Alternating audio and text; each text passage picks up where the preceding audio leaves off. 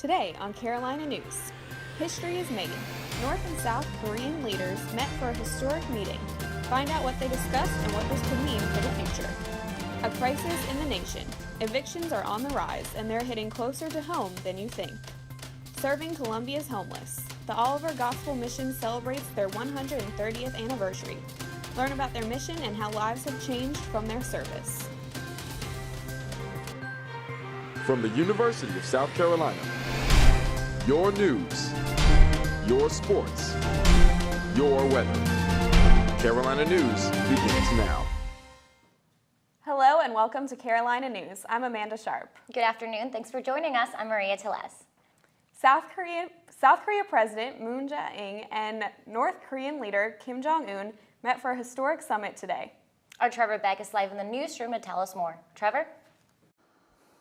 Thanks, ladies. North and South Korea leaders met this morning at a historic summit to discuss plans on ending the Korean War and denuclearization, but the U.S. still remains cautious. A war spanning 65 years is finally being discussed to end, and the tyrannical regime of Kim Jong-un in North Korea is in talks with denuclearization. The Korean summit today saw both leaders crossing each other's borders, shaking hands, eating cake, and even a hug. President Trump has even congratulated the two leaders on the summit. However, the United States is staying cautiously optimistic. I talked to political science professor Shagri Sabaga from Midlands Technical University, who says North Korea could easily use this agreement for themselves. Now that they've strengthened their country militarily, moved it beyond a point where anyone could really attack the regime, now it's time to shore up the economy. Now it's like, what can you do to bribe me into denuclearization? With North Korea being militarily strong, they're now looking to strengthen their economy by strengthening their relationship with South Korea, Southeast Asia, and the United States. It's still progress to see the Korean Peninsula have peace talks for the first time in a decade. Even though we're very skeptical of it, even though there's glittering generalities, we shouldn't underestimate the huge promises this has to de-escalate where we've been for the last year or 2 years. The U.S. is supposed to have a summit with North Korea either in May or June of this year. They hope to further discuss the topic of denuclearization, but Sagaba says anything could happen before then. Live in the newsroom, Trevor Beck, Carolina News. Thanks, Trevor. Well, the temperatures have been feeling pretty nice recently. Hopefully it stays that way. Let's take it out to Bree in the Kennedy Greenhouse for a weather update. Bree? Thanks, Amanda. There's a lot of sun out right now, and it still feels really nice outside. It should be mostly cloudy later on, but right now it's pretty sunny. The temperatures are at about 73 degrees. There is really no winds outside right now. The temperature tonight will be really cool, so you might need to keep a jacket on you if you plan to go out tonight. Expect the weekend temperatures to be really nice, but if you want to know exactly how nice they'll be, I'll be back later on with a full forecast. Back to you in the studio. Thanks, Bree. A crisis in the country that is on the rise is leaving people without homes. Housing evictions are steadily increasing, especially here in the Columbia area. Our Janelys Villalta has more on what's happening here and who is most affected. This is the Grove in St. Andrews, just off of I-20. To the average person, it may seem like any other apartment complex, and it could be, except for the fact that it has one of the highest rates for evictions in the Columbia area.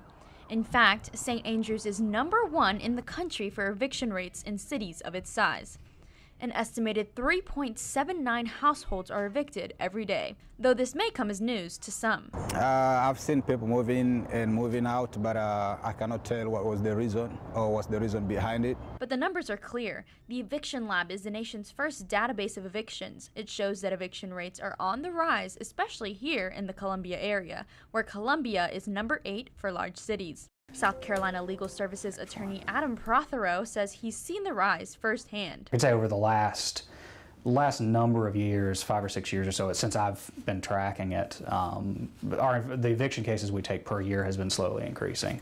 And the numbers also show who is most at risk. Evictions mostly affect poor and low-income folks and disproportionately affect minority communities. Some experts believe gentrification might have a hand in the crisis. Here in Columbia, it occurred in 1964 in an urban renewal project when the University of South Carolina bought the urban area known as Ward 1 to expand the campus. But in the process, it drove out the working-class residents of the area. Political scientist Todd Shaw has researched housing activism and says that gentrification typically affects specific groups of people. Economic discrimination lends itself to displacing those on the lower end, and often African Americans, Latinos, and other minority communities are on that lower end, and so they're sort of they face the brunt of that displacement as more upper income populations are drawn into the city. That displacement decades ago could even play a role in the crisis today. That decision at point A sort of has an impact on what's happening now at point Z. And so we're often sort of talking about a sort of a decades-long process of how did that relocation there affect, in fact, what's happening with my grandchildren today who are struggling around rent. Regardless of the cause, the crisis continues to be a problem without a clear solution. The real problem is just lack of resources, really, or resources not being directed to communities that are facing these problems. If the resources aren't directed to the right people, the crisis might only get worse. Carolina News, Janelys Villalta. Little is still known about how severe and widespread this crisis is, but the Eviction Lab is working towards uncovering more details and even finding a solution. To find out more about their work, visit evictionlab.org. The South Carolina House of Representatives proposed a bill that would add funding for both school and prison safety yesterday. The budget would allocate $2 million per year to fund the placement of school resource officers in the state's poorest school districts. It would also repurpose $10 million from the South Carolina Lottery to school safety upgrades. Their plans to help prisons include $5 million designated to give Department of Correction employees pay raises, and $13 million would go towards upgrading prison security in the state. New video from the Lee Correctional Institution has surfaced. The video shows smoke from the fire inside the prison. According to the Department of Corrections, inmates set fire to paper Tuesday, and used a contraband cell phone to record it. More than a dozen officers statewide were federally indicted for smuggling contraband. Officers extinguished the fire and no injuries were reported. Another prominent figure has been accused of sexual assault, this time former NBC nightly news anchor Tom Brokaw.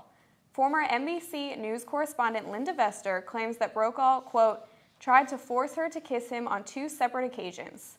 She also says that he groped her and showed up to her hotel room uninvited. Brokaw denies the allegations, saying he met with Vester on 2 occasions to discuss her career. Vester says she went public with the accusations because NBC failed to handle it internally. And comedian Bill Cosby was found guilty on all 3 counts of aggravated indecent assault. The 80-year-old faces up to 10 years on each count, but will likely serve the sentences simultaneously. One of Crosby's accusers, Victoria Valentino, says it's a death sentence and he deserves to serve time. Crosby remains out on bail, but his lawyers plan to appeal the decision. The head of the Environmental Protection Agency, Scott Pruitt, testified before Congress on his controversial spending and traveling. Yesterday's hearing was originally supposed to be an update on the EPA's budget, but the 2 House hearings quickly focused on Pruitt's spending. They examined his housing arrangements, security team, races for political appointees, and the installment of a $40,000 soundproof booth in his office. Pruitt defended himself and the Trump administration. Those who have attacked the EPA and attacked me are doing so because they want to attack and derail the president's agenda and undermine this administration's priorities. Republicans came to Pruitt's defense, saying he was a victim of Washington politics.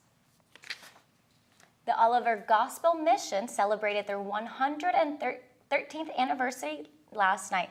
Kaylin Hagwood is on the mission's work and how they attempt to rebuild the lives of Columbia's homeless.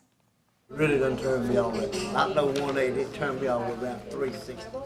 Mark Spanky Brown came to the Oliver Gospel Mission after he says poor choices led him to homelessness. I was born and raised in a good Christian family, I know right from wrong, but as I got older, got married and all that, I strayed away and wanted to live life my way. After being in prison for 8.5 years, Brown decided he wanted a change. That change started at the Oliver Gospel Mission. For 130 years, the Oliver Gospel Mission has worked to help Columbia's homeless regain their lives. Last night, they celebrated years of gospel-driven service with a gala featuring community members, special performances, and the guest speaker for the night, former Arkansas Governor Mike Huckabee.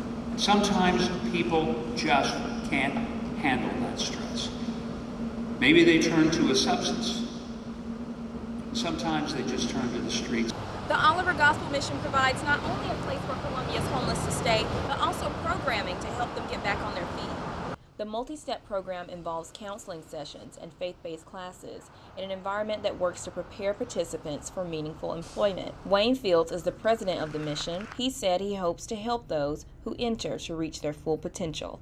So they can invest their lives into something worthwhile rather than just throwing them away. Since participating, Brown has gotten a new job and a new apartment. He says he's thankful for the program and hopes to keep growing in the future. Kaylin Hagwood, Carolina News. Anniversary, so congratulations to them on that. Now, more than 500,000 people face homelessness in the U.S. If you would like to donate to the Oliver Gospel Mission, visit olivergospelmission.org. Coming up next on Carolina News, a Gamecock great is back after 20 years. Find out where she is now and what brought her back to her alma mater. Tonight on Carolina News, rallying for a voice. Lawmakers and child advocacy groups met at the State House today to give children a voice. Suspicious men in the community. We sent a reporter to get an update on an ongoing investigation in Lexington County. Heartworm awareness. April marks the start of Heartworm Awareness Month. Find out why dog owners in South Carolina should take this disease seriously. From the University of South Carolina, your news, your sports, your weather. Carolina News begins now. Hello and welcome to Carolina News. I'm Kylie Jones. Good afternoon. Thanks for joining us. I'm Danny Kelly. Every April is Child Abuse Prevention Month. Our Jessica Lawrence is live in the newsroom to talk about what organizations around the state are doing to bring awareness to child advocacy. Hi, Kylie and Danny. Today I got the chance to listen to state representatives and child advocacy organizations to hear what they want to change when it comes to child abuse and neglect. Blue pinwheels. Blue pinwheels are what people at the State House were holding to represent the national symbol for child abuse prevention. Child advocates came together to bring attention to the pressing need to keep children safe. The Chief Communications Officer at Children's Trust of South Carolina, Bet Williams, focuses on the prevention of child abuse and what the pinwheel means to her. It represents what you want every child to have, which is a happy, healthy, nurtured childhood where they can grow up and enjoy life. Children who go through traumatic events like abuse depend on protective adults to be their voice. South Carolina Attorney General Alan Wilson emphasizes the roles child advocates go through every day. Every single day, wake up and go to bed thinking about children and how we can best serve and protect them. We want to stop bad things from happening to children. And so we work on building strong families. We work on building up communities. Communities where children are safe and have their own voices. In 2017, there were 8,551 children served in South Carolina. That means that amount of children were abused and reported the abuse in this state. And of those children seen, 77% were 12 years old or younger. If you know of a child who needs a voice, you are urged to speak up. Live in the newsroom, I'm Jessica Lawrence. Back to you in the studio. Thanks, Jessica. The weather has been pretty inconsistent recently. It definitely has. Jada's out in the Kennedy greenhouse for our first forecast. Jada, how's it looking out there? Well, Kylie and Danny, it feels like winter and spring are fighting for time lately. Every day feels like a different season, but temps are currently 67 degrees in Columbia, and you can definitely feel the humidity in the air. Tonight, temps will drop to 47, so plan on grabbing a coat if you want to go out. This weekend, things will be warming up with highs in the 80s, so hopefully this time, spring weather will last. I have a full forecast for you later in the show. Thanks, Jada. A Columbia criminal defense attorney has been nominated by President Trump to become the U.S. Attorney for South Carolina. Sherry Lydon would be the first woman nominated by a president to be the state's top federal prosecutor. Lydon graduated from the University of South Carolina School of Law in 1987, and she has tried cases connected to the SC legislature since the early 1990s. Governor Henry McMaster is sending the state National Guard to the Texas-Mexico border. The governor announced the decision yesterday, but did not say how many he is sending. Governor McMaster says this is about Texas and lending a helping hand. President Donald Trump announced his plan to send the National Guard to the border last week, with Texas and Arizona sending about 400 troops. The South Carolina Democratic Party is calling on SLED to investigate Ralph Norman. This is the response to Norman pulling out a loaded gun while meeting with voters in Rock Hill. Party Chairman Trav Robertson claims Norman pointed and presented the weapon, which violates state law. Robertson also reached out to a local solicitor and asked for felony charges to be filed. Representative Norman does not believe he did anything wrong, but is willing to cooperate in the investigation. I did not break the law. I did not brandish a gun. I welcome the SLED investigation or anything they have. A SLED spokesperson said they are in the process of reviewing the request. Last week, we reported on an attempted kidnapping in Lexington. That investigation is ongoing, and our Christina Lobo went out to Lexington to give us an update on what's going on in the community. On March 31st, two men asked two different boys to ride with them in the same car within a 40-minute span. Although Lexington police have received leads on the investigation, none of them have been helpful in finding the suspects. It would have been helpful in this case if the first child that was approached, if there was immediately a call to law enforcement, because that would have brought officers to the area and it may have kept a second incident from happening. It was here, along the 100 block of Middlebrook Drive, where two children were offered rides from two different people. The Lexington Police Department has released these two sketches and is now asking the community for more help. I spoke with a local mother who was shocked that this happened. She says she's concerned for her child when she gets older and is able to walk on her own. What we really want to do is ask for those that live in the area to look back at their video cameras, look back on their surveillance, any surveillance they have at their house, their Nest doorbell, because those are all helpful tools for law enforcement when we're looking into a case like this. Typically people will hold information and they don't realize maybe the severity of what it could be. And a lot of times we'll get people that will call after the fact, sometimes hours, sometimes days after the fact, like, oh yeah, by the way, this happened. Corporal Mortison says he can't remember a specific time where a possible child abduction took place in Lexington. It's really helpful for us to get that as it happened, because it leaves too many questions about what was the intention of these two gentlemen that were in the neighborhood. Questions that the neighborhood and the Lexington Police Department are still looking for. Christina Lobo, Carolina News. Anyone who may recognize either of the two men are urged to call the Lexington Police Department. You can call them at 803-358-1414 or contact Crime Stoppers at 1-888-CRIME-SC. Russia is denying they used chemical weapons to carry out the Syrian gas attacks. The attacks happened over the weekend and killed over 70 civilians. On Twitter, President Donald Trump placed the blame on Russia and its president. The UN held an emergency meeting to address the matter and the country's involvement. The Russian ambassador quickly denied that the attack ever happened.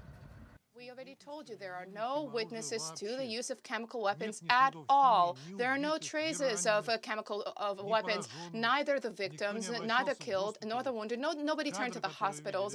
The footage that was shown was clearly staged. Despite Russia's denial, the United States is currently weighing the options regarding the military response to the attack. President Trump plans on making that decision by Wednesday. Facebook founder Mark Zuckerberg is on Capitol Hill today testifying about the recent data scandal. The hearing will focus on what Zuckerberg plans to do regarding Facebook users and their privacy. According to Senator Bill Nelson of Florida, the focus also rests on the future of social media use. If we don't watch out with social media and platforms like Facebook and the mistakes that they made in the past, then no American is going to have any privacy anymore. Zuckerberg will return to the hearing tomorrow for another day of testimony. Coming up on Carolina News, President Trump launched another Twitter rant this morning. We'll tell you what it was after the break. Tonight on Carolina News, new tariffs on steel will likely affect many. Find out how a local steel plant is reacting. And later, a woman in Sumter County went missing a year ago, but those close to her refuse to give up. See what they're doing to remember her name. But first, the personhood bill continues to be discussed. Find out how people are voicing their opinions. From the University of South Carolina, your news, your sports, your weather. Carolina News begins now. Hello and welcome to Carolina News. I'm Jessica Lawrence. Good afternoon. Thanks for joining us. I'm Kayla Pace. This afternoon, a group from Planned Parenthood rallied at the State House to protest against bills legislators are trying to pass. Our Bree Briggs was there to capture it.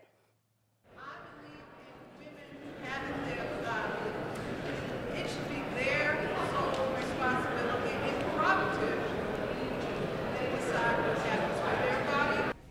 The Planned Parenthood South Atlantic hosted a Women's Voices, Women's Lives Speak Out in the lobby of the State House. Men and women dressed in pink are here to support one common cause. We're trying to bring attention to two extreme bills that are pending in the South Carolina Senate right now.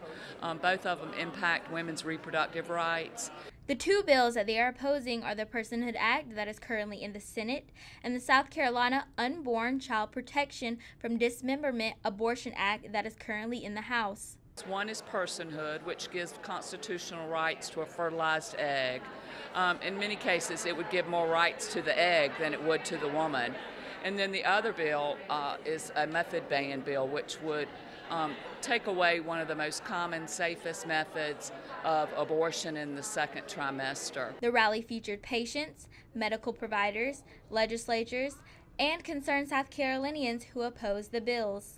Chandra Scott, Executive Director of the American Civil Liberties Union, says she feels her being here is for the people of South Carolina. You don't have to be a legislator or be a part of some big high-powered organization in order to have your voice heard. And I want to show them that if I can do it, they can do it. And we are the people that elect the people that are here making these bills. So if we want to make change and we want these bills and we want the government to reflect the constituency, then we need to have a bigger voice. A voice that will be heard beyond the rally. For Carolina News, I'm Bree Briggs. If you would like more information about these bills, visit scstatehouse.gov and click on the Legislation tab.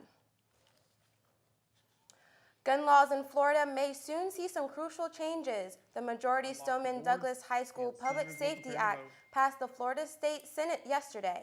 The bill was passed by a narrow margin of 20 to 18 votes and will now go to the House. If the bill passes, Floridians will have to have a 20-to-1 legally buy a gun. The bill will also establish a 3-day waiting period and ban bump stocks. It must pass the House before going to Governor Rick Scott's desk to be signed into the law. A father of one victim said it is crucial to pass the bill. We're going to set the example in Florida so other states can follow. That's why, to me, it's so important that this bill gets passed. I don't want to stop in Florida. I'm not going to be the parent that stopped. I'm going to be the parent that's going to take it from here to the Pacific Coast. The bill is now in the House and the Florida legislature ends the session on Friday. Mass shootings have caused new legislation to be addressed in Florida, but Alyssa Butterson has more on what South Carolina is doing to move forward and keep the state safe. A fired up and ready crowd at the State House heard calls to close the so-called Charleston loophole for gun purchases. The Charleston loophole is technically called a delayed denial, but became more commonly known as the Charleston loophole from the 2015 shooting at Emmanuel AME Church in Charleston. Current law in South Carolina allows dealers to sell firearms without a completed background check if it takes the National Instant Criminal Background Check System more than 3 days to process the application. First line of defense, I think, for gun safety is the FBI's NICS database. A database of individuals who are by law prohibited from purchasing guns. About 8% are either denied because they have a criminal record or something else that prohibits them. There is a loophole that allowed the Charleston shooter to obtain his gun. And this bill would not have kept Dylan Roof from getting a gun because that was a clerical error. But it would keep a lot of, I think, Dylan Roof type people from being able to get a gun. This bill being S516. A reporting bill that would bring uniformity and consistency to the way we report the disposition of crimes and criminal activity related to guns. This bill would mandate that gun dealers in South Carolina would wait at least 5 days before transferring a firearm in the case of a background check. In addition, the bill would mandate court clerks across the state to notify law enforcement of restraining or protective orders and domestic violence convictions within 10 days. Currently, it's a 30-day period. It would also set a 48-hour time frame to report any court actions involving gun restrictions, which do not currently have a time limit. Unlike a lot of Senate bills that don't go anywhere, Bill 516 has bipartisanship. Republicans and Democrats working together in the Senate to find a common solution for their constituents. A group called Moms Demand Action has been supportive of 516 from the start. Of course, if you're going to do a background check, you want it to be effective. And so this bill helps to strengthen that for South Carolinians. Despite the impetus to do something, time is short in a legislative session that ends by May. Otherwise, the process would have to start over in the House. So time is of the essence for Bill 516. It's a simple bill. It improves the state's reporting of the disposition of crimes related to guns. Who wouldn't be for that? Both senators will continue to move forward with the bill and say that the support from constituents is what they need to advance the agenda. Carolina News, I'm Alyssa Butterson. Senator Kimpson says he's hopeful the bill will be voted on next week. Outside at the greenhouse, we have Jada Samuel with the weather update. I hope you have your rain gear today because it is very rainy, very humid, and slightly windy here in Columbia. It's currently 56 degrees and we'll be seeing temperatures drop along the 40s tonight. Stay tuned for your weather updates and more. Thanks, Jada. A Lexington man has confessed to murdering his 5 children and dumping their bodies in the woods, now has a trial date. Jury selection for Timothy Ray Jones Jr. will begin on October 15th. Prosecutors are seeking the death penalty for the 5 murders. Jones claims that he had killed his children back in 2014 because he thought they were going to kill him. The oldest of the 5 children was only 8 years old. Another young child lost due to violence at the hands of a parent. A Richland County man has been charged with the murder of his 6-year-old son. Carlton Brabham faces charges of homicide by abuse. On February 5th, Brabham brought his son to the Medcare Center on 2 Notch Road. His son was then rushed to the hospital and declared dead due to traumatic brain injury.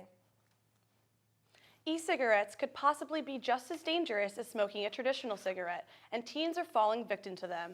A new study in the journal Pediatrics says that teens who use e-cigarettes are exposed to a significant level of chemicals that could potentially cause cancer, the same chemicals that are found in traditional cigarettes. However, the long-term effects are still unknown.